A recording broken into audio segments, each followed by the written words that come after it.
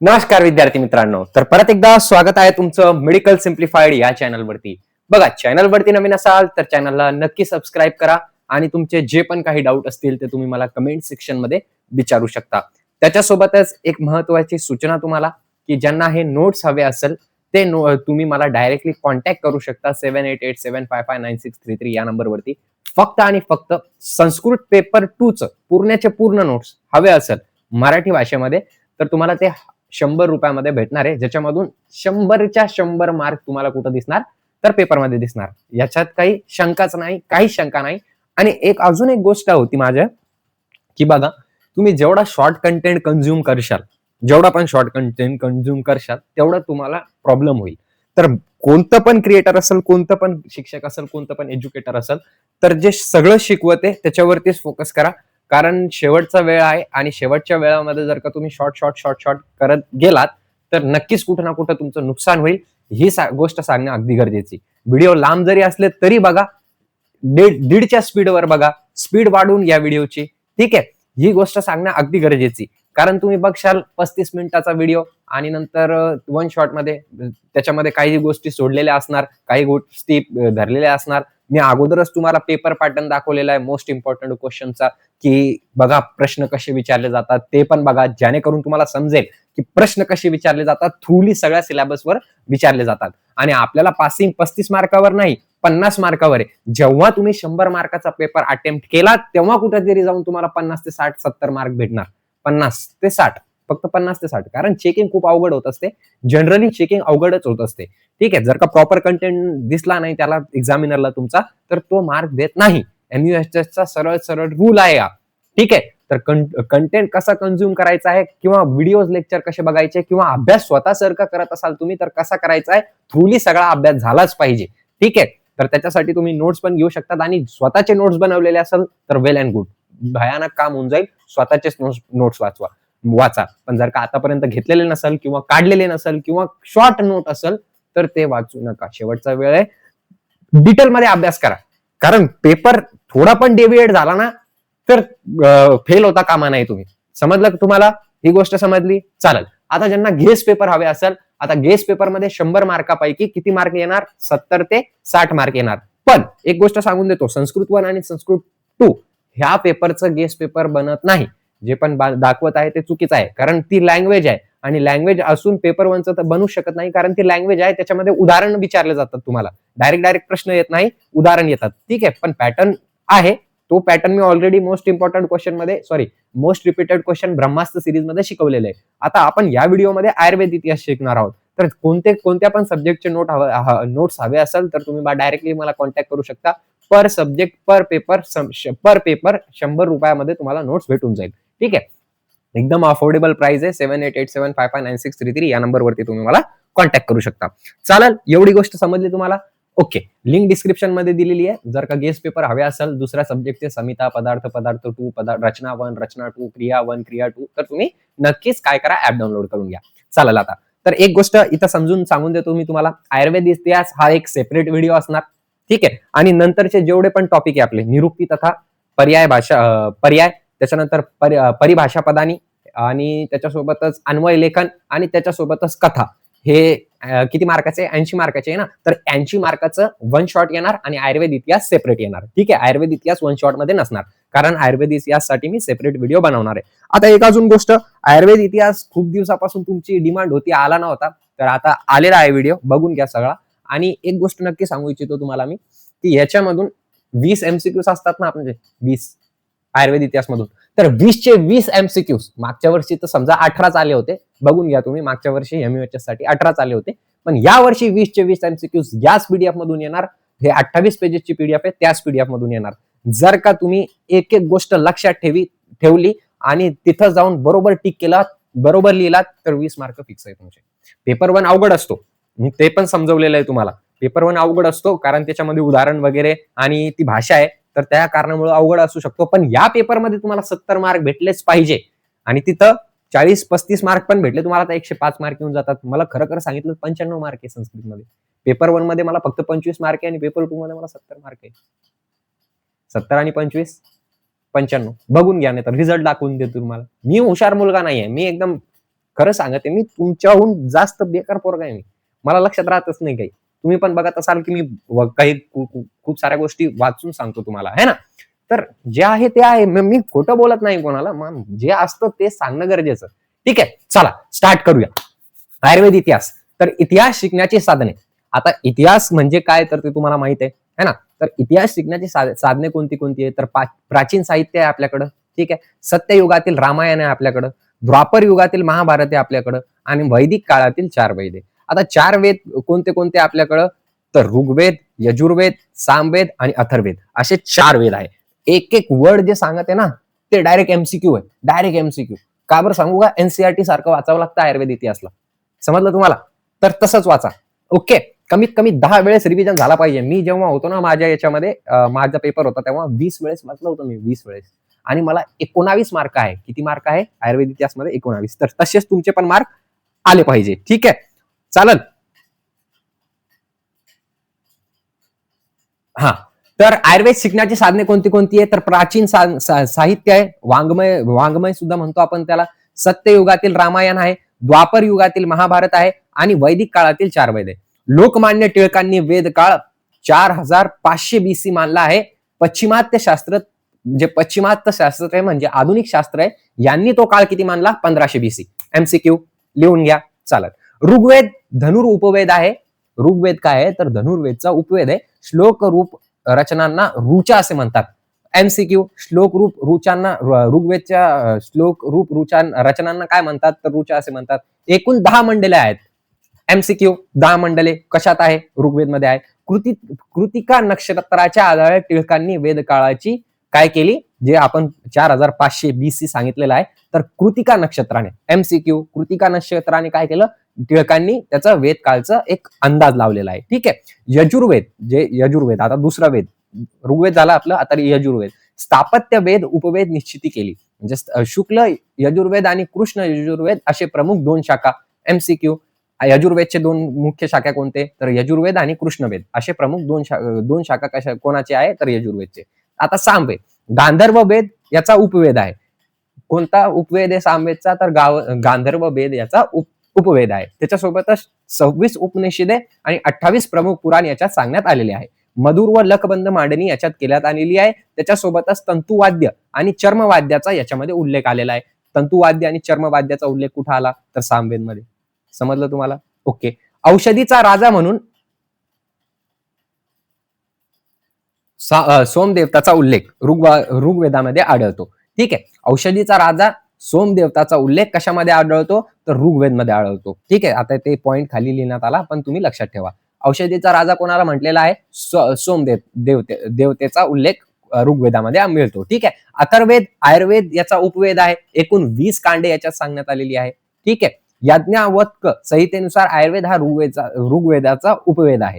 ठीक आहे. समजलं तुम्हाला? चालेल. एक एक पॉइंट एमसीक्यू आहे, परत परत सांगत आहे. 28 पेज आहे. 28 पेज मधला एक एक पेज, एक एक लाईन एमसीक्यू आहे. ओके. पूर्व 4ही वेद मिळून एकत्र वेद होतो. व्यास महर्षींना त्या वेदाचे विषयावर संपादन करून 4 वेगळे वेद केले म्हणून त्याचा वेदव्यास म्हणतात. वेदव्यास कोणाला म्हणतात? तर कोणाला म्हणतात वेदव्यास?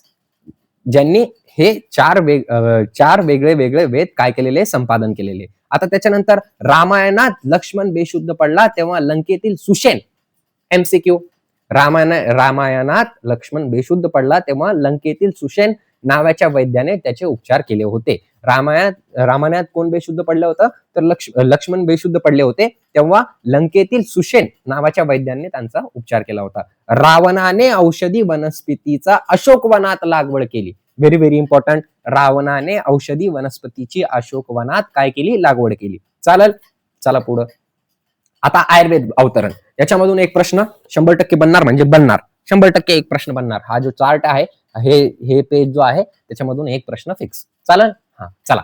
तर ब्रह्मा, सगळ्यात अगोदर आयुर्वेद अवतरण कसं झालं, म्हणजे आयुर्वेद उतरलं कसं, तर ब्रह्मा, सगळ्यात पहिले ब्रह्माला स्मरण झालं. त्यांच्यानंतर त्यांनी ते दक्ष प्रजापतीला दिलं. दक्ष प्रजापतीकडून ते ज्ञान कोणाकडे गेलं, तर अश्विनी कुमारकडे गेलं. Ashwini Kumar is equal to देवाचे वैद्य होते ते. त्याच्यानंतर ते अश्विनी कुमारांनी तेच ज्ञान इंद्रला दिलं. इंद्रनी तेच ज्ञान आत्रेयाला दिलं. आत्रेयांनी तेच ज्ञान त्यांच्या 6 शिष्यांना दिलं. आणि ते 6 शिष्य कोणते कोणते ते पण आपण बघणार आहोत. चिंता करू नका, पुढे आपण ते बघू. ठीक आहे. सत्ययुगातील रामायणाचा काळ, म्हणजे सत्ययुगातील जे काळ आहे रामायणाचा, तो इसवी सन पूर्व 500 वर्षाहून अधिक आहे.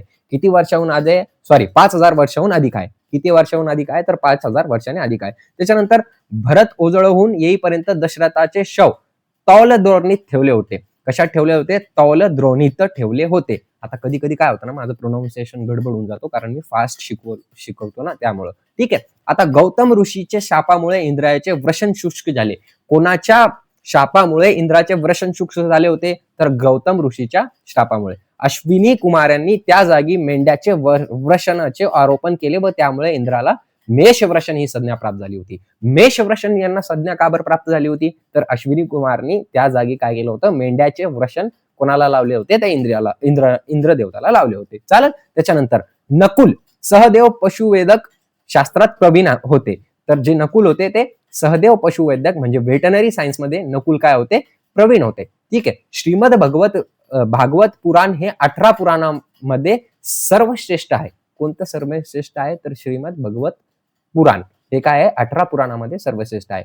अग्निपुराणात पुढील औषधेचा उल्लेख आलेला आहे. अग्निपुराणात कोणाचा उल्लेख आलेला आहे? तर वृक्ष आयुर्वेद, सिद्धी औषधी, बालग्रह, मृत संजीवनीकर, मंत्ररूप चिकित्सा याचा काय आलेला आहे? तर याचा उल्लेख आलेला आहे. त्याच्यानंतर कठोपनिषेध आध्यात्मिक आदिदैविक व्याधीचा उल्लेख कशामध्ये आलेला आहे? कठोपनिषेध मध्ये. कठोपनिषेध मध्ये इंद्रिय निग्रहचा काय आलेला आहे? वर्णन आलेलं आहे. त्याच्यानंतर प्रश्नोपनिषेद वायूचे प्रकार याच्यात काय आलेला आहे? वायूचे प्रकारचा याच्यात उल्लेख आलेला आहे. इति देह उपनिषेध पंच ज्ञानेंद्रिय व पंच कर्मेंद्रियाचा या उपनिषेद मध्ये उल्लेख आलेला आहे. तय भयदम उपनिषेद याच्यामध्ये आहाराचं महत्व सांगितलं आलेलं आहे. आता त्याच्यानंतर आयुर्वेद संहिता काल व टीकाकार, व्हेरी व्हेरी इम्पॉर्टंट. हे जे शिकवते ना मी, माझ्या मनाने शिकवते. हे जे सांगितलेलं आहे ना, हे आयुर्वेद इतिहास मध्ये, ते स्ट्रक्चर फॉर्म मध्ये कन्वर्ट करून त्याला मी शिकवते तुम्हाला. ठीक आहे. माझं स्वतःच मी काही शिकवत नाहीये. जे आहे तेच तुम्हाला शिकवण्याचा मी प्रयत्न करत आहे. ठीक आहे. चालेल. आता पुढे जाऊया आपण. तर आयुर्वेदातील प्रमुख संहिता ग्रंथ कोणते कोणते आहे? तर चरक संहिता, शुश्रूष संहिता, अष्टांग संग्रह हे काय आहे? आयुर्वेदातील प्रमुख संहिता आहे. इसवी सन पूर्व नाही, इसवी सन 7व्या पर्यंतच्या काळाला संहिता काळ असे म्हणता येईल. म्हणजे इसवी सन 7वा जो होता त्याला आपण काय म्हणतो? संहिता काळ असं म्हणतो. रोग, लक्षण व चिकित्सा ही त्रिसूत्र पद्धतीशीर मांडली आहे. कशी पद्धतीने मांडलेली आहे? चरक, शुश्रूष आणि अष्टांग संग्रह. तर ही त्रिसूत्र पद्धतीशीर मांडली आहे, म्हणजे रोग, लक्षण व त्यांची चिकित्सा. चरक संहिता. आता चरक संहिता बघू आपण. तर आत्रेय पूर्णवसू शिष्य अग्निवेश व हा चरक संहितेचे मूळ रचिता आहे. कोण मूळ रचिता आहे? चरक संहितेचे मूळ रचिता आहे. ठीक आहे. अग्निवेश संहिता इसवी सन पूर्व 1000 मध्ये आली होती. चरक संहिता प्रतिसंस्करण इसवी सन पूर्व दुसरे शतक मध्ये आली होती. दृढबल 41 अध्याय अधिक पुराण इसवी सन पूर्व 4थ्या शतक मध्ये आली होती. हे जे सांगते ना मी, ते पाठ करा. पाठ डायरेक्ट बाय हर्ट. रात्री मी जर का उठवलं तुम्हाला हे सांगता आलं पाहिजे. ठीक आहे. चालेल. त्याच्यानंतर अग्निवेश. आता अग्निवेशचं बघून घेऊया आपण. तर काल यांचं काय होतं? इसवी सन पूर्व 1000. पिताचे नाव काय होतं यांच्या? तर अग्निदेव. ग्रंथरचयिता काय? ग्रंथ रचना कशी यांची? तर अग्निवेशा तंत्र अशी यांची ग्रंथ काय आहे? ग्रंथ रचना आहे. चरक. आता आचार्य चरक बघून घ्या. चरकाचे गुरु कोण होते? तर अग्निवेश हे होते. कोण होते? अग्निवेश. ठीक आहे. त्याच्यानंतर चिकित्सा स्थानातील श्रेष्ठ ग्रंथ कोणता आहे? श्रेष्ठ ग्रंथ चरकला मानतो आपण. स्थान 120 स्थान आहे. सूत्रस्थान मध्ये 7 चतुष्क आहे. निदान स्थान मध्ये ज्वर, रक्तपित्त, गुल्म, प्रमेह, कुष्ठ, शोध, उम्मार, अपस्मार हा 8 रोगाचा उल्लेख आढळतो. निदान स्थान आम्ही वाचलेलं आहे. ज्वर काय, रक्तपित्त काय, गुल्म काय, प्रमेह काय, कुष्ठ काय, शोष काय, अपस्मार काय, हे आम्हाला होतं.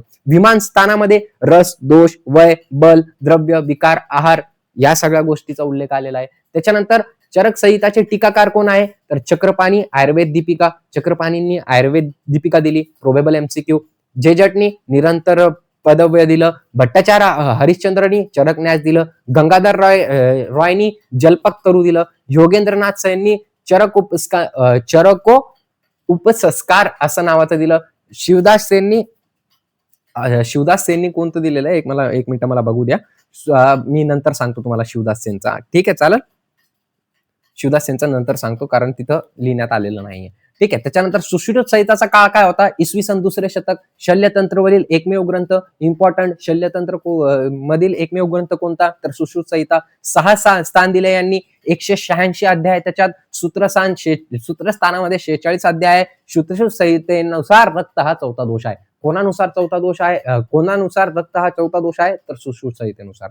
चालेल. सुश्रुत काराटेचे टीकाकार कोण कोण आहे? तर बघून घेऊया आपण. चक्रपाणीनी भानुमती दिली, दलहननी निबंध संग्रह दिलं, गयदासनी न्यायचंद्रिका दिली, हरिश्चंद्रनी चक्रवर्तींनी सुश्रुतार्थ दिलं, डॉक्टर भास्कर गोविंद गाणेकरनी आयुर्वेद रहस्य दीपिका अशी काय दिली? सुश्रुत संहिताचे टीकाकार आहे. आता वाग्भट संहिता आणि अष्टांग हृदय. वृद्ध वाग्भट 6व्या शतक मध्ये आले होते. वृद्ध वाग्भट कोणत्या शतकामध्ये आले होते? तर 6व्या शतकामध्ये. वाग्भटाच्या वडिलाचे नाव काय होतं? तर सिंहगुप्त होतं. वाग्भटाचे गुरु कोण होते? तर अलौकित हे बुद्ध होते. ठीक आहे, चालेल. अष्टांग संग्रहात एकूण 150 अध्याय आहेत. अष्टांग हृदयात एकूण 6 स्थाने 120 अध्याय आहेत. Very very important. दोन्हीमध्ये कन्फ्युज करून घ्याल तर त्याला हे करून घ्या, काय करून घ्या? हॅशटॅग मारून द्या. चालेल. त्याच्यानंतर टीकाकार अष्टांग संग्रहाचे इंदू 13वे शतक इंदुमती दिली. त्याच्यानंतर अष्टांग हृदयचे अरुण दत्त सर्वांग सुंदर दिलं. हेमांद्री आयुर्वेद रसायन दिलं. प्रोबेबल एमसीक्यूज, कारण हे टफ आहे. चालेल, एक मिनिट मला लाल करू द्याला. जे सांगणार ते येणार, म्हणजे येणार, तुम्हाला पेपरमध्ये दिसणार ते साहजिक, एकदम क्लिअर. ठीक आहे, चालेल.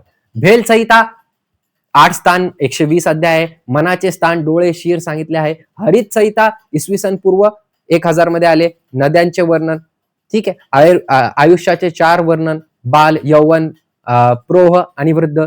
एकूण 6 स्थाने आणि 103 अध्याय. हे जे सांगते ना मी, ते पूर्ण प्रश्न आहे. मी पहिले अगोदरच सांगून देतोय तुम्हाला. चालेल. काश्यप संहिता. काश्यप आणि काश्यम या 2 नावांनी ते उल्लेखित आहे. इसवी सन पूर्व 6व्या शतक मध्ये आलेले. काश्यप संहितेचे मुख्य विषय बालरोग आहे, म्हणजे पेडियाट्रिक्स आहे. चालेल. 9 स्थान 74 अध्याय यांनी दिलेले आहे. स्वर्ण पराशन बालकाच्या वृद्धी व वृद्धीसाठी इम्पॉर्टंट आहे असं त्यांनी सांगितलेलं आहे. त्याच्यानंतर खील स्थान हे काश्यप संहितेचे वैशिष्ट्य आहे. प्रोबेबल एमसीक्यू, खील स्थान हायलाइटेड, काश्यप संहितेचे वैशिष्ट्य. ओके. त्याच्यानंतर नेक्स्ट बघून घेऊया लघुतंत्रीय. आता ते बृहतंत्रीय बघितलं आपण वरती. आता हे लघुतंत्रीय माधव निदान शारंगधर संहिता भावप्रकाश संहिता. ठीक आहे, संहिता भावप्रकाश. ठीक आहे, शारंगधर संहिता आणि भावप्रकाश हे लघुतंत्रीय म्हणतो आपण. तर माधव निदान दिलेली आहे. शारंगधरांनी शारंग संहिता दिली आहे. भावमिश्र इज इक्वल टू भावप्रकाश, म्हणजे भावप्रकाशांनी भावमिश्र असं दिलेलं आहे. तर भावप्रकाश संहिता भावमिश्र संहिताकार 6व्या शतक मध्ये यांनी ते भावप्रकाश संहिता प्रदर्शित केली. 5 महाभूताची नावे व पासून वसुंधरा, वारी, वनी, वायू, विशद असं नाव त्यांनी दिलेलं आहे. व पासून त्यांनी पंचमहाभूताचे नाव दिले, म्हणजे वसुंधरा, वारी, वनी, वायू, विशद. टीकाकार यांचे कोण आहे भावप्रकाशांचे? तर जयदेव पंडित शिवशर्मा. ठीक आहे. आता शारंगधर संहिताचा काळ काय आहे? तर शारंगधर संहिताकार 13वे शतक मध्ये आले. नाडी परीक्षण, पंचकषाय कल्पना, अष्टविध रोगी हे त्यांच्यामध्ये आढळतं. अड्डायत, दीपिका, काश्री, गुढार्थ दीपिका हे त्यांचे काय आहे? टीकाकार आहे. चालेल. आता याच्यानंतर माधव निदान संहिता, माधव कर संहिताकार 7व्या शतक मध्ये आले होते. अम्लपित्त, श्रीकंठ दत्त, वाचस्पती, आतक तर्पण, मधुकोश यांचं काय आहे?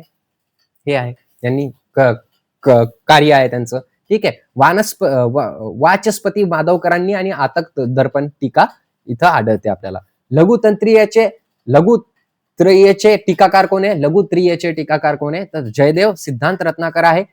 ठीक आहे, जयदेव सिद्धांत रत्नाकर यांनी टीका केली. लघुतंत्रीयाची टीकाकार कोण कोण आहे? तर जयदेवनी सिद्धांत रत्नाकर बुक लिहिली. पंडित शिवशर्मांनी भावप्रकाश निगट्ट, श्री प्रकाशिका. भारत सरकारने पंडित शिवशर्मा यांना पद्मभूषण पदवीने सन्मानित केले. कोणाला पद्मभूषण पदवीने सन्मानित करण्यात आले? तर पंडित शिवशर्मा. ठीक आहे. काशीराम शारंगधर संहितेवर गुढार्थ दीपिका अशी नावाची पुस्तक लिहिली. बोपादेव शारंगधर संहितेवर व प्रकाश व्याख्या याच्यावरती त्यांनी टीका केली. ठीक आहे. विश्वातील निरनिराळ्या चिकित्सा पद्धतीचे उगमान कालावधी. आता 5वा चॅप्टर स्टार्ट करत आहे आपण. तर विश्वातील म्हणजे विश्वातील जे विश्व आहे आपल्या त्याच्यातील निरनिराळ्या चिकित्सा आणि पद्धतीचा उगम आणि कालावधी, कोणत्या कोणत्या याच्यात, कोणत्या पार्टमध्ये, कोणत्या देशामध्ये विविध पद्धतीचा उगम झाला आणि त्याचा कालावधी काय होता ते आपण इथं बघणार आहोत. तर चीनमध्ये ॲक्युपंक्चर इसवी सन पूर्व 3000 ते 4000 मध्ये त्याचा उगम झाला, या चिकित्सेचा उगम झाला. कशाचा उगम? ॲक्युपंक्चरचा. कुठं झाला? तर चीनमध्ये. अरबमध्ये युनानी चिकित्सा पद्धती इसवी सन पूर्व 3000 वर्ष पहिले आलं. कुठं आलं? युनानी चिकित्सा पद्धती कुठून स्टार्ट झाली? तर अरबमध्ये. ग्रीसमध्ये ॲलोपॅथी हिप्पोक्रॅटिक आधुनिक वैद्यकाचा पिता आहे, तो इसवी सन पूर्व 5व्या शतकमध्ये आला. जर्मनमध्ये होमिओपॅथी या शास्त्राचा शोध डॉक्टर सॅम्युअल हेनेमन यांनी लावला. जन्म 10 एप्रिल 1755. हेनेमनचा मृत्यू कधी झाला? तर 2 जुलै 1843. निसर्गोपचार नॅचरोपॅथी आयुर्वेदाशी जवळची आहे, आयुर्वेदाशी फार जवळची आहे. कोणती? निसर्गोपचार म्हणजे नॅचरोपॅथी. महात्मा गांधी यांचा पुरस्कार केला आहे. महात्मा गांधींनी याचा पुरस्कार केला आहे. योग व निसर्गोपचार हे कोणतेही साईड इफेक्ट नसताना कमी खर्चाची उपचार पद्धती आहे. समजलं तुम्हाला निसर्गोपचार? चालेल. आता याच्यानंतर वृक्ष आयुर्वेद, हस्य आयुर्वेद आणि अश्व आयुर्वेद. वृक्ष आयुर्वेद म्हणजे काय? तर रामायणात काळात अशोक वर्णाचे वर्णन. वृक्ष आयुर्वेद म्हणजे वृक्षाबद्दल आयुर्वेद. हस्य आयुर्वेद म्हणजे जे हत्ती पाळणे हे वैभव समजत होते पहिले लोक, तर त्याच्याबद्दल इन्फॉर्मेशन दिलेली आहे. आणि अश्व आयुर्वेद म्हणजे अश्व म्हणजे काय होतं? घोडा होतो, तर घोड्याबद्दल इन्फॉर्मेशन दिलेली आहे. तर सगळ्यात अगोदर वृक्ष आयुर्वेद बघून घेऊया आपण. तर रामायण काळात जे रामायण काळ होतं त्याच्यामध्ये अशोक वनाचे वर्णन केलेले आहे. महाभारत काळात श्रीकृष्णाने वनात गायी चाकण्यासाठी जाणे, गोपींना वृक्षाचे महत्व सांगणे हे आपल्याला दिसतं तिथून. संत तुकाराम वृक्ष बैली आम्हा सोयर वनचरी असं सांगितलेलं आहे. एक वृक्ष जतन करणे म्हणजे 10 फुलाचे संगोपन करणे होय. सर जगदीशचंद्र बोस वृक्ष सचेतन असतात, त्यांना जीव असतात असं सांगितलं. कोणी सांगितलं? जगदीशचंद्र बोसांनी. चक्रपाणी दत्तांनी काय सांगितलं? तर वृक्षादिनानिमित्त चेतनोत्तम सांगितलं. वृक्षादिनी निर्मिती चेतना त्वम कोणी सांगितलं? तर चक्रपाणी दत्तांनी सांगितलं. महाभारत जीवन पशमी वृक्षानाम असं सांगितलं. कुठं सांगण्यात आलंय? महाभारतमध्ये. प्रत्येक प्रश्न काय आहे? एमसीक्यू आहे है ना? चालेल. वृक्षाच्या चिकित्सेसाठी शारंगधर चिकित्सा पद्धतीमध्ये वृक्ष आयुर्वेद सांगितले आहे. यालाच वनस्पती वैद्यक म्हटले आहे. ठीक आहे, समजलं. राघव भट्ट वृक्ष आयुर्वेद हा स्वतंत्र ग्रंथ आहे. वृक्ष आयुर्वेद मध्ये स्वतंत्र ग्रंथ कोणता? तर राघव भट्ट. आता हत्ती पाळणे हे काय समजत होतं पहिले? तर हत्ती पाळणे एक वैभव समजत जाय. जे पुराणे लोक होते ना, ते त्याच्यामध्ये हत्ती पाळणं हे एक प्रथा होती, ज्याला एक वैभव गौरवशाली रीतीने बघत जाय पहिले लोक. ठीक आहे. तर गजलक्ष्मी म्हणजे हत्ती याची चिकित्सा करणारे शास्त्र म्हणजे हस्त आयुर्वेद. ठीक आहे, चालेल. कौटिल्य अर्थशास्त्रात हत्तीवर चिकित्सा करण्यासाठी सूचना. कौटिल्य कोणत्या शास्त्रावर? कौटिल्य अर्थशास्त्रात. कोणत्या शास्त्रात? कौटिल्य अर्थशास्त्रात. चालेल. गज वैद्यक शास्त्रातील ग्रंथ गज चिकित्सा, गज आयुर्वेद, गज दर्पण, गज परीक्षा. पालात्मक नावाच्या मुनींनी, कोणत्या नावाच्या मुनींनी? लक्षात ठेवा, पालात्मक नावाच्या मुनींनी हस्त आयुर्वेदचे चांगले ज्ञान होते. महाभारतात हत्तीवर चिकित्सा करणे वैद्य होते. म्हणजे महाभारतात हत्तीवर चिकित्सा करणारे वैद्य होते. अशोकाच्या शिलालेखात हस्त आयुर्वेदचे उल्लेख सापडते. कोणाच्या शिलालेखात? तर अशोकाच्या. समजलं तुम्हाला? ओके. त्याच्यानंतर बघून घेऊया आपण अश्व आयुर्वेद. अश्ववैद्यक शास्त्रात शालिहोत्र म्हणतात. शालिहोत्र हे कशाचे होते? तर अश्व वैद्यक होते. ठीक आहे, चालेल. त्याच्यानंतर महाभारत नकुल अश्ववैद्यात प्रवीण असल्याचा उल्लेख आहे. अश्ववैद्यकावर पुढील ग्रंथ कोणते कोणते बघून घ्या. अश्व आयुर्वेद, गणरचित, अश्वलक्षण घोड्याची 32 लक्ष सांगण्यात आलेली आहे. अश्वचिकित्सा जयदत्तांनी सांगितली. शालिहोत्र नकुल. अरबी घोडे सर्वात चांगले असतात. इम्पॉर्टंट. चालेल, okay. Next point, Ashok, Mughal आणि ब्रिटिश कालीन आयुर्वेदाची स्थिती. सम्राट अशोक. सगळ्यात अगोदर आता आपण काय बघून घेऊया? सम्राट अशोक बद्दल माहिती बघून घेऊया. ठीक आहे. तर बौद्ध काळात आयुर्वेदाची प्रगती आणि प्रसार खूप झाला. बौद्धाच्या विनय पिटक या ग्रंथात आयुर्वेदाचे ज्ञान आहे. आरोग्यशाळांना पुण्यशाळा म्हटले जात असे. म्हणजे सम्राट अशोकच्या वेळेस. हे सगळ्या गोष्टी सांगत आहे मी. सम्राट अशोकाने बौद्ध धर्म स्वीकृत केल्यानंतर बौद्धाचा उपदेश अंगीकृत केला आहे. त्यामुळे आयुर्वेदला उजीरतावस्था आली होती. उजीरतावस्था म्हणजे त्याला एक नवीन अवस्था आली होती. महावग्य ग्रंथामध्ये स्वेदन, तैल, रक्तमोक्षण, स्वेदन तसेच हिरडा इत्यादी वनस्पतीचा उल्लेख आहे. कशाचा उल्लेख आहे समजलं? ओके. आता मोगल काल बघून घेऊया. सुमारे 12व्या शतकापासून मुघलाच्या सवाऱ्या भारतावर सुरू झाल्या. कोणत्या शतकात? मुघलचं 12व्या शतकात. पडदा पद्धतीमुळे फक्त नाडी तपासण्याची मुभा होती, त्यामुळे नाडी विज्ञान प्रगत झाले. नाडी विज्ञान प्रगत कधी झाले? मोगलमध्ये. नालंदाच्या बौद्ध विहाराचा नाश 12व्या शतकातच झाला. आई अकबर या ग्रंथामध्ये मुघल काळातील वैद्यशास्त्रातील स्थितीचे वर्णन झाले. ठीक आहे. नालंदा बौद्ध विहाराचा नाश कोणी केला? तर बख्तियार खिलजीने केला. हे लक्षात ठेवा. चला. ओके. दक्षिण भारतावर मुघलाची आक्रमणे झाली नाहीत, त्यामुळे आयुर्वेद शास्त्र टिकले. जे दक्षिण भारत होता तिथं मुघलांची आक्रमणे झाली नाही, त्यामुळे काय झालं? आयुर्वेद शास्त्र टिकलं. अल्बरेकनी याने माधव निदानचे अरबी भाषेत रूपांतर केले. कोणी केले? अल्बरेकिनीने. ठीक आहे. एक व्यक्ती होता. चालेल. ब्रिटिश काळ 6व्या शतकात ईस्ट इंडिया कंपनी सुरू झाली. ठिकठिकाणी इंग्रजाच्या बाजारपेठा आल्या. तिथे आधुनिक अलोपॅथिक औषधाचा व्यापार सुरू झाला.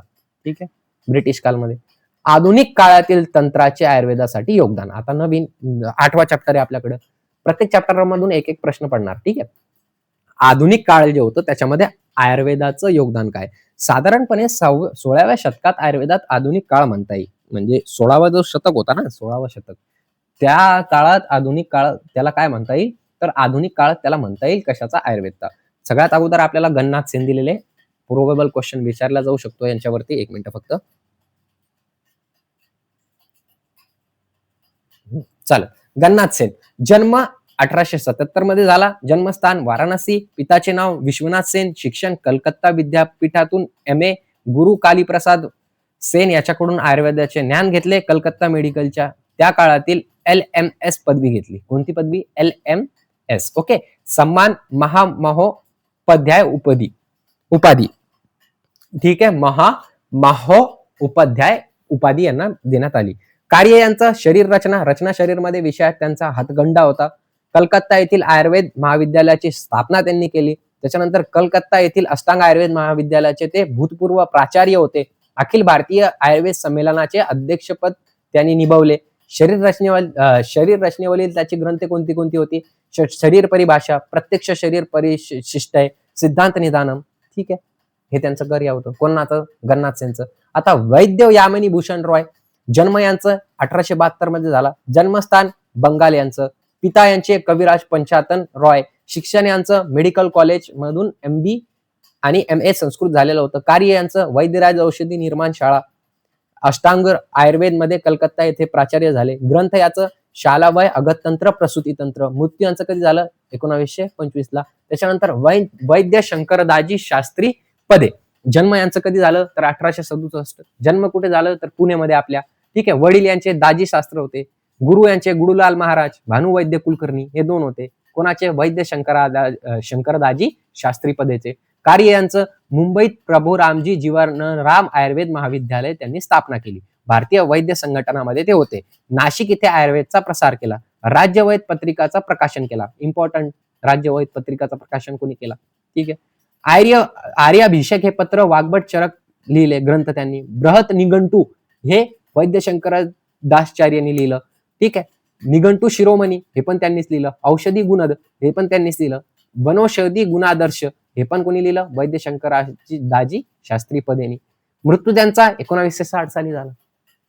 चला. आता आचार्य स्वामी लक्ष्मीराम जन्म यांचं 1960 मध्ये झाला. जन्मस्थान जयपूर. धन्वंतरी औषधालयाची स्थापना त्यांनी केली. गुरु यांचे कोण होते? वैद्य स्वामी चंदनदास. शिक्षण जयपूर इथून आयुर्वेदाचार्य पदवी त्यांनी घेतली. 32व्या आयुर्वेद महासंमेलनाचे ते अध्यक्ष होते. ठीक आहे. अखिल भारतीय आयुर्वेद महासंमेलनाचे ते काय होते? अध्यक्ष होते. Yadavji Trikamji Acharya. Very very very very very very very important. Yadavji त्रिकमजीवर प्रश्न येणार म्हणजे येणार. जन्म यांचं 1930 साली. जन्मस्थान पोरबंदर. पिता त्रिकमजी, त्यांचे वडील त्रिकमजी हे राजवैद्य होते. कोण? त्रिकमजी. यादवजी त्रिकमजी आचार्य काशी विश्व हिंदू महाविद्यालयात प्रथम अध्यक्ष होते, म्हणजे BHU मध्ये. ओके. आयुर्वेद महाविद्यालय जामनगरचे प्रथम प्राचार्य ते झाले. ग्रंथ यांनी सिद्धायोग संग्रह लिहिलं. प्रकाशन त्यांनी रस हृदय तंत्र, नाडी परीक्षा, गद निग्रह, आयुर्वेद प्रकाश, रससार, रसकामध्ये मधेनु, त्याच्या रस पद्धती, वैद्य मनोष्मा, रसायन खंड हे त्यांनी लिहिलं. ठीक आहे, समजलं? एक प्रश्न याच्यावरती. ओके. त्याच्यानंतर डॉक्टर PM मेहता यांनी काय केलं? 1995 साली त्यांचा जन्म झाला. जन्म कुठे झालं? गुजरातमध्ये. शिक्षण आधुनिक वैद्याचे शिक्षण मुंबई व अमेरिका, आयुर्वेदाचे अध्ययन, सौर चिकित्सा केली. कार्य यांचं जामनगर येथील आयुर्वेद संशोधन स्थानाचे निर्देशक, दवे व चोपडा कमिटीचे सदस्य. Very very important. दवे व चोपडा कमिटीचे सदस्य कोण होते? तर डॉक्टर PM मेहता. मृत्यू यांचं 1971 साली झाला. त्यांच्यानंतर वैद्य भास्कर गोविंद घाणेकर, वडील गोविंद घाणेकर, जन्मस्थान सातारा आपला. कार्य ॲलोपॅथिक डॉक्टर असूनही आयुर्वेदाचा प्रसार केला. शारीर सुश्रुत श्रेष्ठ असे यांनी म्हटले आहे. म्हणजे श्रेष्ठ कोण आहे शारीरमध्ये? तर सुश्रुत. ग्रंथ यांनी सुश्रुत संहितेवर रहस्य, दीपिका ही टीका दिली. जीवाणुविज्ञान त्यांनी लिहिलं. सह्यिक रोग याचा त्यांनी प्रचार केला. वैद्यकीय सुभाषहितम जे आपण वाचणार आहोत ते यांनी दिलं. ठीक आहे. स्वास्थ्य विज्ञान यांनी दिलं. हे ग्रंथ लिहिले त्यांनी. वैद्य दामोदर शर्मा, जन्मस्थान जयपूर राजस्थान. संस्कृत भाषेवर प्रभुत्व. ग्रंथ अभिनव प्रसूती तंत्र संस्कृत मध्ये आहे. द्रव्यगुण विषयावर आदर्श संग्रह ग्रंथ यांनी लिहिला. आचार्य प्रियवंत शर्मा, ठीक आहे, जन्म 1920 साली. जन्मस्थान मुस्ताकपूर बिहारमध्ये. पिता वैद्य रामावतर मिश्रा. शिक्षण MA संस्कृत. ठीक आहे. ग्रंथ अभिनव शरीर क्रिया विज्ञान, द्रव्यगुण विज्ञान, चरक संहिता, रोग परीक्षा विधी यांनी ग्रंथ लिहिला. बेगुसराय आयुर्वेद महाविद्यालय इथे ते प्राध्यापक होते. वैद्य C द्वारकनाथ कविराज, जन्म फरीदपूर. पुत्र योगेंद्रनाथ सेना, ज्याने चरक संहितेवर चरकोपस्कार टीका लिहिली. मृदुनाथ चिकित्सातील विशेष प्रावीण्य यांना होतं. त्याच्यानंतर वैद्यरत्न PS वारियर, जन्म यांचं 1869 साली झालं. जन्मस्थान केरळ. आयुर्वेद व ॲलोपॅथी दोन्ही शास्त्राचे शिक्षण त्यांनी घेतले. कार्य त्यांचा कोलकाता येथे आयुर्वेद पाठशाला उघडली. आयुर्वेद रुग्णालयात पंचकर्म विभाग वेगळा सुरू केला. अखिल भारतीय आयुर्वेद महासंमेलनाचे अध्यक्षपद भूषविले. आयुर्वेद समाज स्थापना केला. ग्रंथ अष्टांग शारीरम. सन्मान भारत सरकारचा वैद्यरत्न पुरस्कार प्राप्त झाला त्यांना. ठीक आहे. केरळमध्ये आयुर्वेदिक चिकित्सा लोकप्रिय करण्यात वैद्यरत्नम PS वारिकर यांचा सिंहाचा वाटा आहे. ठीक आहे. KG श्रीनिवास मूर्ती, जन्म 1887. जन्मस्थान गोरूट. 1917 मधील महासुद्धात सहभाग. ठीक आहे. त्याच्यानंतर 1921 मध्ये भारतीय सेना दलात नोकरी. ठीक आहे, चालेल. कार्य आयुर्वेदात प्रसरण. इन्फांट मॉर्टिलिटी हा ग्रंथ लिहिला. क्लिनिकल मेथड इन आयुर्वेदा हे त्यांनी दिलं. कोणी? KG श्रीनिवास मूर्तीने. त्याच्यानंतर BV गोगले, जन्म 1903. जन्मस्थान कोल्हापूर. राष्ट्रीय चळवळीत सहभाग त्यांनी केला. महाराष्ट्राचा आयुर्वेद विभागाचे ते अध्यक्ष होते. जामनगरच्या आयुर्वेद महाविद्यालयात प्राचार्य म्हणून त्यांनी कार्य केलं. ग्रंथ दोष विज्ञान मराठीमध्ये. मृत्यू कधी झाला? 1965 साली. चिकित्सा तत्व प्रदीप संस्कृतमध्ये लिहिलं. ठीक आहे. जागतिक स्तरावर आयुर्वेद. आता जागतिक स्तरावर आयुर्वेद आपण बघूया. एक मिनिट.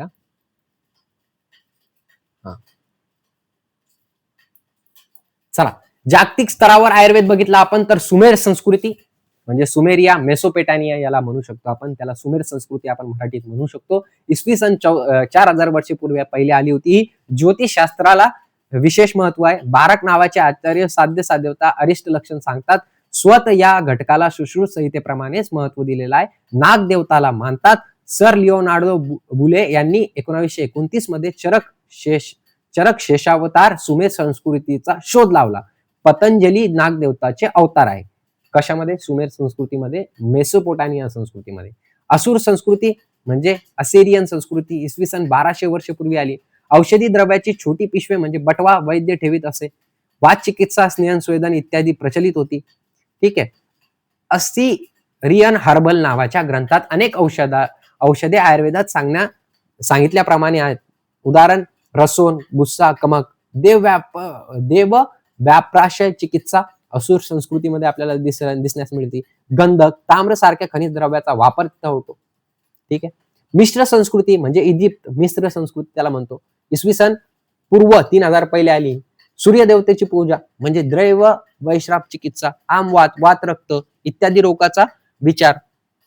ठीक आहे. स्रोतस कल्पना होती. रक्तमोक्षण क्रिया होती. पेपरिस नावाचा ग्रंथ प्रसिद्ध होता, विशिष्ट कागद पत्रापासून बनवलेला. सिंदूर, गंधक आणि खनिजाचा उल्लेख इथे सापडतो. लेपन पद्धतीचा शव सुरक्षित ठेवण्याचे उत्तम ज्ञान लोकांना होते. शब्दाच्या उच्चारात समानता दिसते, प्रकृती परक्त, ठीक आहे, इत्यादी. त्याच्यानंतर बाबुल संस्कृती इसवी सन पूर्व 2000 मध्ये आला. चंद्रदेवलाला मानलेली आहे. ती औषधी देवता मानली आहे. शस्त्रक्रियेत रुग्णाची हानी झाली तर हात तोडण्याची शिक्षा होती. शस्त्रक्रियामध्ये जर का हानी झाली, याला बेबीलॉन म्हणतो आपण, बाबुल संस्कृती, तर डायरेक्ट हात तोडण्याची शिक्षा होती. लिंगनाश म्हणजे कॅटरॅक्ट शस्त्रक्रिया केले जात असे. वाप्रश्र चिकित्सा होती. आमवात, कुष्ठ, ज्वर, त्वचा रोग असे रोगाचे ज्ञान होते. वनस्पतीचे पंचांगाचा उपयोग तर करीत असत, म्हणजे मूळ, पान, फळ, पुष्प, खोड याचा त्यांनी उपयोग केला बेबीलॉन संस्कृतीमध्ये. शब्दाच्या उच्चारात समानता, वायू, विन, आप, अपसू, ठीक आहे. चला, चीन संस्कृती इसवी सन पूर्व 3000 मध्ये आली. नाडी परीक्षा, ज्वर, पचन संस्थेतील विकार हे त्यांच्या शास्त्रात वर्णन केलेले आहे. बौद्ध धर्माचा प्रसार चीनमध्ये खूप झपाट्याने झाला. बौद्ध भिक्षू आयुर्वेदातील चिकित्सा जाणवणारे होते. तेव्हा या काळात चीनवर आयुर्वेदाचा प्रभाव पडला. चीनचा उल्लेख गुप्तकालीन कौटिल्य अर्थशास्त्रात काश्यप संहितामध्ये आढळतो. अक्युपंक्चर चिकित्सेतील मूळ चीनमध्ये आहे. त्याच्यानंतर फारस म्हणजे पर्शिया, इसवी सन म्हणजे इराण आजच्या काळाचं, इसवी सन पूर्व 600 मध्ये सूर्यदेवतेची आराधना होती. ठीक आहे. दैव वैश्राप चिकित्सा केली. झुरट्याने पारशी धर्म स्थापन करून पूजा विधी करण्यास सांगितले. ठीक आहे. त्याच्यानंतर अरब संस्कृती, अरबियन इसवी सन पूर्व 600 मध्ये आला. हारुत अल रशीद यांनी सार्वजनिक रुग्णालय उभी करून सार्वजनिक आरोग्याची पायाभरणी खलिफाच्या काळात सुरू केली. खलिफाच्या काळात, ठीक आहे. चरक संहिता व सुश्रुत संहिता याचा अनुवाद अरबी भाषेत केला. अल्बेरुबीने माधव निदांचे भाषांतर केले. अरब खलिफांनी संस्कृत भाषेतील ग्रंथ अरबी भाषेत भाषांतरित करून घेतली. आयुर्वेदमध्ये पशु चिकित्सा आहे भारताकडून तिकडे गेले. समान उच्चार, तंबोल, तांबोल, काफूर, कपूर, ठीक आहे. ब्रह्मदेश इसवी सन पूर्व 2000 मध्ये आला. दैववाश्रप चिकित्सा, देवताचा कोप यावर श्रद्धा होती. आयुर्वेदीय ग्रंथाचे भाषण ब्राह्मी भाषेत झाले. वनस्पती चिकित्सा प्रचलित झाली. रोमन संस्कृती इसवी सन 753 जादूटोणा, दैव विश्राप चिकित्सा करणारी लोक होते. दैव्य आराधना करायचे, ठीक आहे. त्याच्यानंतर सैलस नाक व कानाच्या सर्जरीचे वर्णन, अस्थि भरून काही उपचाराचे वर्णन केले. प्लिनी यांनी औषधी द्रव्याचे वर्णन केले. सोरेनस यांनी स्त्री रोग प्रसूती तंत्र यामध्ये अनेक चिकित्साचे वर्णन केले. गॅलन पशु चिकित्सक होता. बाह्य उपचारावर त्याचा भर होता. मेक्सिको 16वे शतक गुप्त रोगाचे वर्णन मिळते. उदरविकार, उदशकर्मे प्रचलित होती. डॉक्टर निकोलस, डॉक्टर हॉर्नाडिज, राजादेश अशा शास्त्रात व चिकित्सकांनी आपल्या ग्रंथात शेकडो द्रव्याचे वर्णन व त्याचा रोगामध्ये उपयोग आपल्या ग्रंथामध्ये केला आहे. म्यानमार म्हणजे बर्मा, आजच्या म्यानमार म्हणतो त्याला आपण. सुश्रुत संहिता, द्रव्यगुण याचे म्यानमारच्या भाषेत भाषांतर केले. सम्राट अशोकाच्या काळात बौद्ध विहाराद्वारे आयुर्वेदाचा प्रचार झाला. ग्रीस, युनान, यवन संस्कृती इसवी सन पूर्व कधी मध्ये आली? 2000 मध्ये आली. जादूटोणा, द्रव्य वैश्राप खूप कमी. जलोका प्रयोग माहिती होता. युक्ती वैश्राप चिकित्सा होती. हिप्पोक्रायटेस हा अत्यंत महत्वाचा चिकित्सक होता. त्याला आधुनिक वैद्यकाचा पिता म्हटले जाते. ठीक आहे. हिप्पोक्रायटेसने हिप्पोक्राईट ओथ दिली. ठीक आहे. कार्पस हिप्पोक्रायटिस या ग्रंथात काय चिकित्सा व शल्य या दोन्हीचा व्याधीचा वर्णन आढळतो. ग्रीस, युनान आणि यवन संस्कृतीमध्ये. पेरूमध्ये देववादी लोक होते. सूर्य, चंद्र व नक्षत्र याच्यावर श्रद्धा होती. व्याधी, कुष्ठ, उदराचे रोग पाप केल्याने होतात असे म्हणत असत. ठीक आहे. आग्नेय दिशेकडील देशामध्ये आयुर्वेदाचा प्रचार म्हणजे श्रीलंका, नेपाळ, तिबट, मॉरिशियस, थायलंड इथं कशा प्रचार झाला ते आता आपल्याला बघायचं आहे. तर श्रीलंकामध्ये बौद्ध सहिली लोकांची संख्या अधिक आहे. बौद्ध धर्माच्या प्रभावामुळे आयुर्वेदाचा प्रचार झाला. सत्ययुगात रावण आयुर्वेद तज्ञ होता. त्याने रावण संहिता लिहिली. रावणने सत्ययुगात कोणती संहिता लिहिली? तर रावण संहिता लिहिली. भारतातील पंडित शिवशर्मा आणि पंडित रामशर्य पाठक यांनी श्रीलंकेच्या आयुर्वेदातील क्षेत्राचे सन्मानाची पदे भूषवली आहेत. ठीक आहे. कोणी कोणी शिवशर्मा आणि पंडित रामरक्षणी. नेपाळ शल्य, अगनतंत्र, रसौषधी, काय चिकित्सा याचे संगोपन ज्ञान तेथील वैद्यांना होते. नेपाळ व भारत याची संस्कृती प्राचीन काळापासून मिळते जुळती असल्यामुळे आयुर्वेद हा तेथील संस्कृतीचाच एक भाग आहे. तिबेट आयुर्वेद वैद्यक शास्त्रावर आधारित गुदंती हा ग्रंथ लिहिला गेला आहे. या तिबेटीचा मूळ ग्रंथ आहे. कोणता? गुदंती. ठीक आहे. दैववाश्रम चिकित्सा प्रचलित आहे तिथं. मॉरिशियस मध्ये आधुनिक चिकित्सा जास्त प्रमाणात आहे, परंतु आयुर्वेदिक चिकित्सा हळूहळू सुरू झाली आहे. ठीक आहे. थायलंड वैद्यक शास्त्र संघ हा तेथील सर्व मान्य वैद्यक ग्रंथ आहे. कोणतं? वैद्यक शास्त्र. रसवीर्य कल्पना मान्य आहेत. स्वास्थ्य कल्पना, वातबाधीवर चिकित्सा आयुर्वेदिक पद्धतीने केली जाते. ठीक आहे. आता स्वतंत्र काळात आयुर्वेदाचा विकास, जेव्हा भारताला स्वतंत्र मिळाला तेव्हा कसा आयुर्वेदचा विकास झाला हे आपल्याला बघायचं आहे आता. ठीक आहे. आता वेगळ्या वेगळ्या कम्युनिटी दिलेल्या आहे, तर ते आता आपण बघून घेऊया. तर सगळ्यात अगोदर जी आहे ती भोर कमिटी आहे. तर भोर कमिटी कधी आली होती? तर 1945 ते 1946 मध्ये. भारत सरकारने 1945 साली डॉक्टर भोर यांच्या अध्यक्षतेखाली health survey and development committee नेमली. मात्र या कमिटीने देशी चिकित्सा पद्धतीचा वर्णन स्थानिक राज्य सरकारांनी घ्यावा असे म्हणून हा प्रश्न निकालात काढला. परिणामात 1946 मध्ये श्रीमती रुक्मणी लक्षपती यांच्या अध्यक्षतेखाली पुढील निर्णय घेण्यात आले. तर भोर कमिटीचे कार्य काय काय होते बघा. तर केंद्र व राज्यात आयुर्वेद व युनानी शास्त्राचे संशोधन शिक्षण याची व्यवस्था राष्ट्रीय योजना समितीच्या शिफारशीनुसार केली जावी. समजलं? हे कशाचं कार्य आहे? कोणाचं कार्य आहे? तर भोर कमिटीचं. दुसरं कार्य काय त्यांचं? तर आयुर्वेद व युनानी चिकित्सकांना सरकारी नोकऱ्यात समाविष्ट करावे. कोणाकोणाला? आयुर्वेद आणि युनानी चिकित्सकाला. आयुर्वेद इतिहास हा स्वतंत्र विषय असावा. आयुर्वेद इतिहास जो शिकत आहे आपण तो स्वतंत्र विषय असावा. हे कोणी प्रस्तुत केलं? तर भोर कमिटीने. आता चोपडा कमिटी दुसरी कमिटी आहे आपल्याकडे. 1946 साली नियुक्त केलेल्या या कमिटीचे अध्यक्ष कर्नल सर रामनाथ चोपडा हे होते. कोण होते? Colonel sir Ramnath Chopra. ठीक आहे. डॉक्टर द्वारकानाथ हे या कमिटीचे सचिव होते. या कमिटीने दिलेला अहवाल 2 भागात 1948 मध्ये प्रसिद्ध झाला. कधी प्रसिद्ध झाला? 2 भागात अहवाल यांचा प्रसिद्ध झाला 1948 मध्ये. ठीक आहे. पहिले 1946 मध्ये त्यांची काय झाली? नियुक्ती झाली आणि 2 भागात 1948 मध्ये ते प्रसिद्ध झाले कारण त्यांनी खालील अहवाल दिले. तर कोणते अहवाल दिले? आयुर्वेद आणि ॲलोपॅथी या दोन्ही शास्त्राचा समन्वय, म्हणजे दोन्ही शास्त्राला त्यांनी एकत्रित करण्याचे कार्य केले. ठीक आहे. एकाच अध्यापकाने दोन्ही पद्धतीचे विषय शिकावेत, म्हणजेच दोष धातू मल विज्ञान शिकवणाऱ्या अध्यापकानेच फिजिओलॉजी हा संबंधित आवर्जून विषय शिकवावा हे त्यांनी प्रस्तुत केले. आता आपण बघत असतो की फिजिओलॉजी दोन्ही ह्याच्यामध्ये असते. एक क्रिया शरीर असते आणि एक फिजिओलॉजी असते. त्याच्यामध्ये मॉडर्न पण असतो आणि क्रिया शरीर पण असतो. तर हे कोणी प्रस्तुत केलं? तर चोपडा कमिटीने. त्याच्यानंतर संपूर्ण भारतात सर्वांना समान असा फक्त एकच अभ्यासक्रम असावा. जे आता अभ्यासक्रम आहे ते संपूर्ण भारतात एकच आहे. हे चोपडा कमिटीमुळे झालेलं आहे. त्याच्यानंतर पाठ्यपुस्तके तयार करण्याची जबाबदारी राज्य शासनाने घ्यावी. जी पाठ्यपुस्तके म्हणजे NCISMचं ब्ल्यूप्रिंट येत असते आपल्याला, ती कोणाकडून येत असते? तर ती राज्य सरकारकडून येत असते. हे पण चोपडा कमिटीचं काय आहे? चोपडा कमिटीने दिलेला आहे. वैयक्तिक व सार्वजनिक आरोग्य हा उद्देश असावा. म्हणजे जे वैयक्तिक आणि सार्वजनिक आरोग्य हा उद्देश असावा असं त्यांनी प्रस्तुत केलेलं आहे. त्याच्यानंतर पंडित कमिटीने काय सांगितलं? 1945 ते 1950 साली ही कमिटी होती. अध्यक्ष डॉक्टर CG पंडित होते. आयुर्वेद कॉलेज प्रवेश पात्रता इंटरनल सायन्स अशी व पाठ्यक्रम इत्यादी वर्षाचा असावा असं त्यांनी सांगितलं. पंडित कमिटीच्या सूचनेवरून जामनगर इथे मध्ये आयुर्वेदाचे केंद्रीय संशोधन केंद्र स्थापन झाले.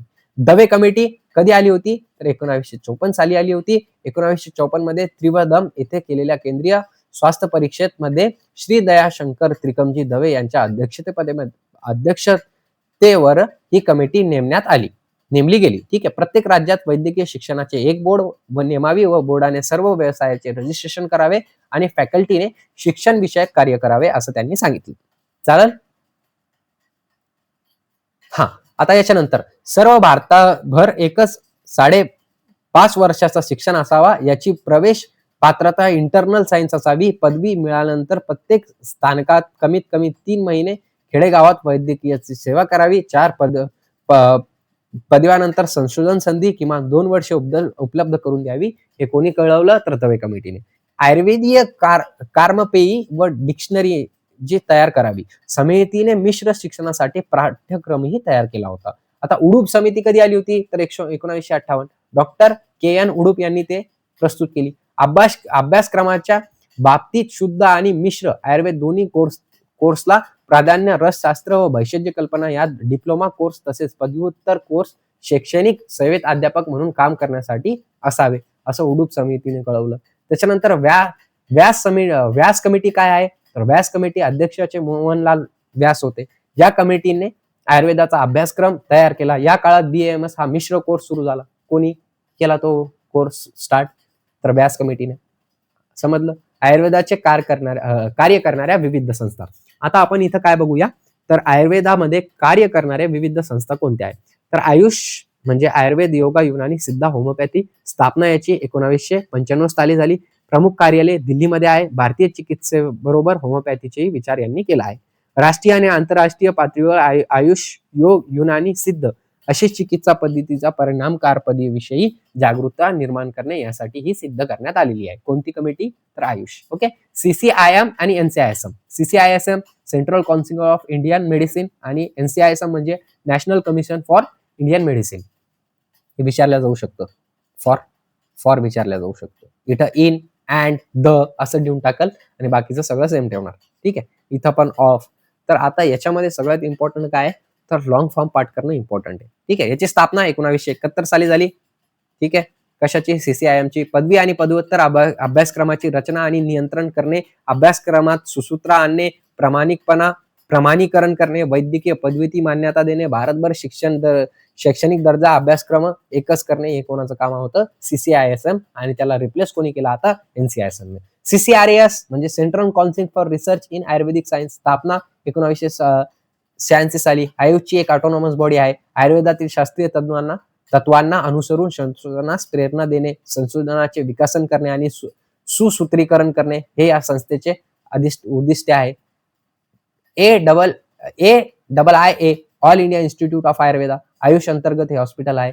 NAI national institute of Ayurveda स्थापना 1976 साली झाली जयपूर राजस्थान मध्ये. Institute of ITRA institute of training and research in Ayurveda स्थापना कधी झाली 1967 साली. भारतातील पहिले आयुर्वेद विद्यापीठ. चालेल. RAB राष्ट्रीय आयुर्वेद विद्यापीठ स्थापना 1988 साली न्यू दिल्ली इथं झाली. ठीक आहे.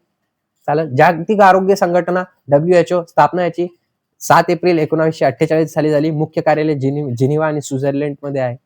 ठीक आहे.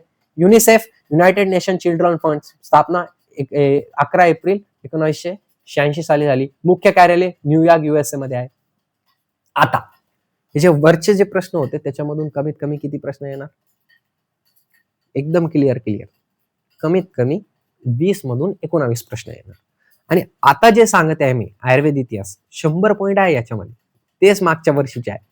ते 100 पॉईंट मी तुमच्यासमोर मांडणार आहे. त्याच्यामधून कमीत कमी 15+ MCQs तुमचे जाणार. मागच्या वर्षी 17 आले होते, या वर्षी 15+. ठीक आहे. चालायचं मग आता करायचं चालू. ओके. चला.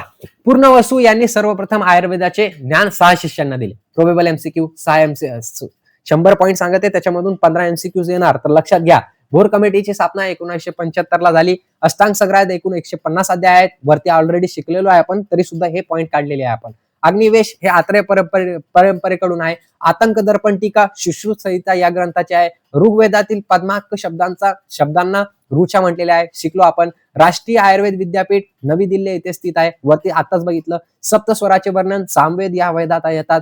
जनोपदंश याचे वर्णन चरक संहितेच्या विमानस्थानात आढळते. यावर्षी आम्हाला प्रश्न होता हा. आयुर्वेदाचा वैज्ञानिक इतिहास हा ग्रंथ आचार्य प्रियवंत शर्मा यांनी लिहिला. NCISM अधिनियम 11 जून 2020 पासून लागू झाले आहे. शारंगधर संहितेमध्ये नाडी परीक्षणाचे सर्वप्रथम वर्णन केले आहे. कश्यप संहितेलाच नाडी परीक्षण सर्वप्रथम तज्ञ म्हटले जाते. यादवजी तिकमजी आचार्य यांचा जन्म पोरबंदर इथं झाला. वैद्यराज फार्मसीची स्थापना यामिनी भूषण रॉय यांनी केली. व्यास कमिटीचे अध्यक्ष श्री मोहनलाल व्यास हे होते. राजवैद्य पत्रिकेचे प्रकाशन आचार्य शंकरदानी शास्त्रीपदे यांनी केली. अश्विनी कुमार हे सर्व देवाचे वैद्य होते. मिश्र संस्कृतीचा संबंध नील नदी सोबत आहे. ऋग्वेद ही जगातील सर्वात प्राचीन ग्रंथरचना आहे. सुश्रुत संहितेचे पाठशुद्धी चंद्रट यांनी केली आहे. बौद्ध धर्माचा मुख्य ग्रंथ त्रिपटक हा आहे. दवे समितीची स्थापना 27 एप्रिल साली 1955 साली झाली. फिरंग रोगाचे सर्वप्रथम वर्णन भावप्रकाश या ग्रंथात सापडते. अथर्ववेदामध्ये ज्वराकरिता तक्म हा शब्द प्रयुक्त झाला केलेला आहे. त्याच्यानंतर खीलस्थान हे काश्यप संहितेचे वैशिष्ट्य आहे. यादवजी त्रिकमजी आचार्य काशी BHU आयुर्वेद महाविद्यालयाचे प्रथम अध्यक्ष होते. सर्वांग सुंदरा हे अष्टांग हृदयाची टीका आहे. National institute of Ayurveda Jaipur इथे स्थित आहे. देशानुसार जलोदर व्याधी वरुण देवताचा प्रकोपमुळे उत्पन्न होते. शुश्रुत हा ग्रंथ शल्यप्रधान आहे. युनिसेफचे मुख्य कार्यालय न्यूयॉर्क येथे स्थित आहे. धन्वंतरी औषधालयाची स्थापना स्वामी लक्ष्मीराम यांनी केली. गयादास यांनी चरक चंद्रिका हा ग्रंथाची रचना केली. औषधाच्या साह्याने केल्या जाणाऱ्या चिकित्साला मानुषी असे म्हणतात. अष्टांग संग्रह सूत्रस्थानात एकूण 30 अध्याय आहेत. हिपोक्रेटिस हे आधुनिक चिकित्साचे जनक होते. गणनाथ सेन यांनी प्रत्यक्ष शारीरम ह्या ग्रंथाची रचना केली. कृमीचे विस्तृत वर्णन अथर्ववेदात केलेले आहे. अष्टांग संग्रहाची रचना पद्यमय प्रकारची आहे. खरनाथ संहितेचे संस्करण भट्टाचार्य हरिश्चंद्र यांनी केली आहे. ठीक आहे. Very very important. एक MCQ फिक्स याच्यामधून म्हणणार 48 नंबरच्या प्रश्नामधून. उडूप समिती 158 साली स्थापित झाली. दवे समिती 1955 साली स्थापित झाली. पंडित समिती 1949 साली स्थापित झाली. चोपडा समिती 1946 साली प्रकाशित झाली. वाल्मिकी यांनी रामायण ग्रंथाची रचना केली. वैद्यासाठी प्राणाचार्य शब्दाचा उपयोग चरकांनी केला आहे. सुश्रुत संहितेवरील भानुमती टीकेचे रचनाकार चक्रपाणी आहेत. गुदसी अमृता अष्टांग ग्रह उपदेशुम हा ग्रंथ तिबेट या देशात अधिक प्रसिद्ध आहे. आयुर्वेद महाविद्यालयामध्ये जामनगरचे प्रथम प्राचार्य यादवजी त्रिकमजी हे होते. आयुर्वेदात एकूण 107 मर्म सांगितले आहे. त्रिदोष सिद्धांताचा उद्गम वेदवाग्मयन आहे.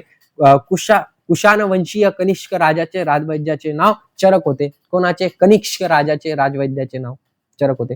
चरक चिंतन हा ग्रंथाचे लेखक डॉक्टर प्रियवंत शर्मा आहेत. सतती नियमाना करीत पुष्पावरोध चिकित्सेचे वर्णन बसवराज यांनी केले आहे. लोकमान्य टिळकांनी ऋग्वेदचा काळ 4500 BC मानला आहे. अष्टांग संग्रहावरील शिलालेख टीका हिंदू यांनी लिहिलेली आहे. सुश्रुतांनी रक्ताला 4था दोष मानला आहे. गदनिंग्र ग्रंथाचे लेखक सोडल हे आहेत. काश्यप संहितेचे मूळ नाव वृदारण्यक उपनिषद आढळलेले आहे. शरीर स्थानात सुश्रुत संहिता श्रेष्ठ आहे. रसशालाचे सर्वप्रथम वर्णन वाग्भट यांनी केलं आहे. 16वे शतक हा भावमिश्राचा काळ आहे. चोपडा समितीने आयुर्वेदिक संशोधन विभागाचे आवश्यकता असे सुचवलेले आहे. गणनाथ सेन यांनी लिहिलेली ग्रंथ प्रत्यक्ष शारीरम, सिद्धांत निदानम, शरीर परिभाषा, प्रत्यक्ष शारीरम, परिशिष्टय हे ग्रंथ लिहिलेले आहे. भेल संहितेमध्ये जनोपदंस व्याधी जनमार म्हणजे इपिडेमिक डिसऑर्डर हे संबोधले जाते. आयुष्य 56 अपस्मारसाठी उपयोगी होते. आयुष 65 मलेरिया मध्ये उपयोगी होते. 666 ऑइल सोरायसिस मध्ये उपयोगी होते. आणि आयुष 2 हे मधुमेहामध्ये उपयोगी होते. हे तुम्हाला काय येईल माहिती आहे का? मॅच द कॉलम मध्ये हे प्रश्न येऊ शकतो. चालेल. ओके. अथर्ववेदात एकूण 286 वनस्पतीचा नामोल्लेख आढळते. चरकांनी चतुष्क शैलीचा उपयोग सूत्रस्थान मध्ये केला आहे. आयुर्वेदीय भेषज संहितेचा APC प्रथम अध्यक्ष प्रा SS हांडा हे होते. आयुर्वेदीय भेषज संहिता आयोगाचे प्रथम अध्यक्ष कोण होते? तर प्रा SS हांडा हे होते. उडूप समितीची स्थापना 1958 साली झाली. गुजरात आयुर्वेद विद्यापीठात जामनगर येथे स्थित आहे. वेदामधील आध्यात्मिक ज्ञानाचे स्पष्टीकरण उपनिषदामध्ये आढळते. अमृत प्राप्तीकरिता समुद्र मंथन केल्या गेलेले आहे. विजय रक्षित हे मधुकोश टीकेचे रचनाकार आहेत. नेपाळ हे जगातील एकमेव हिंदू राष्ट्र आहे. पंडित मोहन मालवी यांना बनारस हिंदू युनिव्हर्सिटी याची स्थापना केली. तंतुवाद्य तथा चमविदाचा उल्लेख सामवेदात आढळतो. बेबिसार राजाच्या भगंदाराचे रोग निहरण जिवळ यांनी केले. 1928 मध्ये अखिल श्रीलंका आयुर्वेद महासंमेलनाची स्थापना झाली. पंडित शंकरदाजी शास्त्री पदे यांनी एकूण 75 ग्रंथाची रचना केली आहे. औषध एवं सौंदर्य प्रसाधन विशेषक अधिनियम 1940 साली अस्तित्वात आला. वेदामध्ये कामला या आदीला हरिमा असे म्हटले आहे. ब्रह्मा यांनी जीव अजीव सृष्टीचे निर्माण केले आहे. संपूर्ण भारतात समान अभ्यासक्रम असणाऱ्या सर्वप्रथम चोपडा कमिटीने प्रस्तुत केलं. बख्तियार खिलजीने नालंदा विश्वपीठाचा विनाश केला आहे. वैद्यराज फार्मसी कोलकाताची स्थापना कविराज यामिनी भूषण रॉय यांनी केली आहे. भास्कर यांनी पुरुषाचे तुटलेले दंत संधान करण्याचे कार्य केले आहे. आयुर्वेदावर संशोधन करण्याकरिता केंद्र सरकारने सीसीआरएएस कमिटीचं काय केलेलं आहे?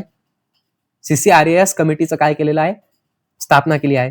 सुश्रुत संहितेवरील निबंध संग्रह या टीकेची रचनाकार ढलन हे आहेत. जागतिक, एक मिनिट हा चुकलेला आहे, जागतिक आरोग्य संघटना कधी आलेली आहे कोणाला माहित आहे का? एक मिनिट मी बघून घेतो. हे प्रश्न थोडं गडबड आहे. त्यांनी 18 एप्रिल 1948 साली आलेली आहे. ते चुकीचं लिहिलेलं आहे मी. नाही, 7 एप्रिल बरोबर आहे. 7 एप्रिल 1948 मध्ये झालेली आहे. खूप साऱ्या विद्यार्थ्यांनी चुकीचं कमेंट केलेलं आहे. तर 7 एप्रिल 1948 मध्ये झालेलं आहे. ठीक आहे, हे बघून घ्या एकदा. दिसत आहे का? एक मिनिट मला बघू दे. दिसत आहे? नाही दिसत आहे. गुगल करून घ्या एकदा. ठीक आहे, तर 7 एप्रिल मध्येच झालेली आहे त्याची रचना. खूप सारे विद्यार्थी इथं कॉन्ट्राडिक्शन करत होते की 18 एप्रिलला केलेली आहे, पण 7 एप्रिलच आहे. ओके, चालेल. So thank you so much. Have a great day. जे वन शॉट असणार आपला संस्कृतचा, त्याच्यामध्ये नेक्स्टचे जे पुढचे 123 पेजेस आहे ते पूर्ण मी एक्सप्लेन करणार आहे. तर चिंता करू नका, सगळं येणार. फक्त चॅनलला सबस्क्राईब करून ठेवा. भरपूर शेअर करा, जिथे शेअर करू शकता तुम्ही, कारण तुम्ही जेवढं शेअर करणार तेवढं माझं डेडिकेशन हाय राहणार. मी खरं सांगते, 18 तास मी काम करत आहे तुमच्यासाठी या स्टेजमध्ये. मला माहिती आहे किती अवघड स्टेज असते. आम्हाला कोणी करून दिलं नाही, कोणीच करून दिलं नाही. असे व्हिडिओ नव्हतेच आमच्याकडं जसे तुमच्याकडे पोहोचत आहे. ठीक आहे, तर कोणाला पण एकालाच फॉलो करा, ज्याने तुम्हाला एकदम परफेक्ट माहिती भेटेल. मला नाही पण फॉलो केला काही हरकत नाही, पण ज्याला फॉलो करत आहे त्यांनी 100% कंटेंट दिला पाहिजे, आणि ते कोणी देत नाही मला माहिती. Thank you so much. Have a great day. I hope तुम्ही नक्कीच संस्कृत पेपर 2 मध्ये आयुर्वेद इतिहासचं 20चे 20 मार्क घ्यावा अशी माझं असं मन सांगत आहे, जर का तुम्ही हे पूर्ण एकदम परफेक्ट वाचला तर. एनसीईआरटी सारखं वाचायचंय जेव्हा आपण होतो ना नीट मध्ये, तसं. ठीक आहे, धन्यवाद. मागच्या वर्षी 17 एमसीक्यूज 20 एमसीक्यूज राईट आलेले आहे माझ्या विद्यार्थ्यांचे. ठीक आहे, आतापर्यंत मी 20,000 विद्यार्थ्यांचा मॉनिटरिंग केलेली आहे, म्हणजे मेंटर आहे मी 20,000 विद्यार्थ्यांचा आयुर्वेदचा.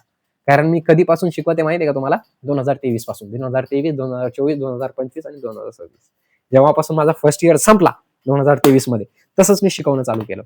सो धन्यवाद.